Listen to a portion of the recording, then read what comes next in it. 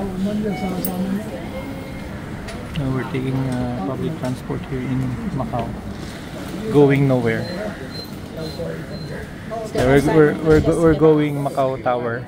So far, this is 102X na public bus.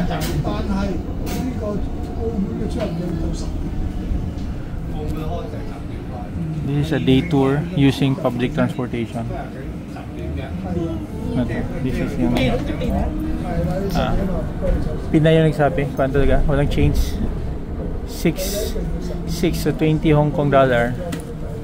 So when you ride yung mga kwan dito, accepted naman yung Hong Kong dollar. But dapat may pagpakain natin mamaya, pa-change tayo ng mopa nila, mopa. Ano yun? Ay, that's mga bridge, no? I think let's take the Hong Kong ferry na lang pabalik. Na para iba naman. Alam naman natin yung panay.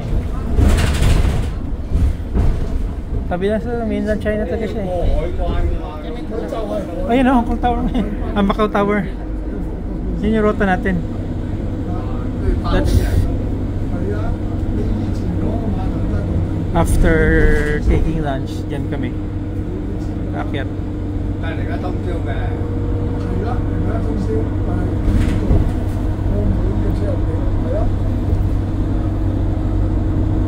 Ganda ng marang marina na dito talaga.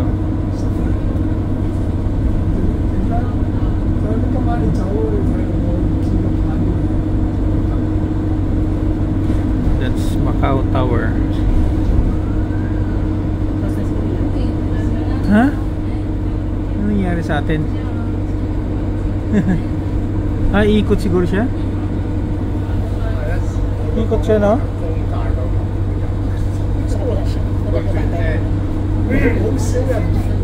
Pumunta tayo sa China. Pwedeng kung baba tayo dyan, we'll have our lunch na muna. Then, makikita naman siya.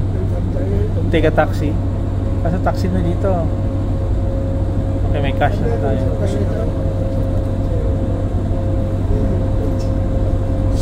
So yung behavior dito sa Hong Kong, Macau, keep the change palagi.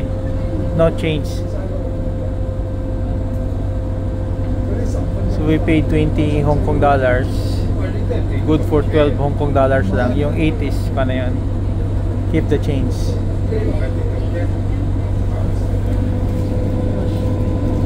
Sabi nila parang kasalanan mo yun eh, kasi dapat alam mo yung pamasahe, exact change.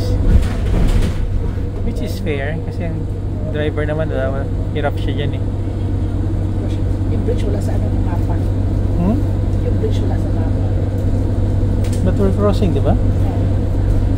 Sa dagat kami, we're following yung map kasi yan o. Dapat tayo nagkakaya mamatagal niya. Pero kung doon tayo punta sa Torre.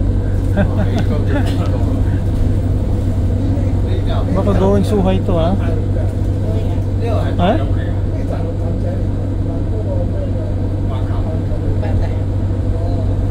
Ay, deport eh, ulihin tayo yung guns.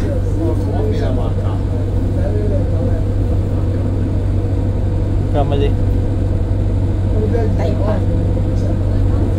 Kotay naman eh. Ito yung kanina na supposedly papunta din tayo eh. Dahil? Yung MGM Kotay. This is Kotay area. Kaya ba tayo punta?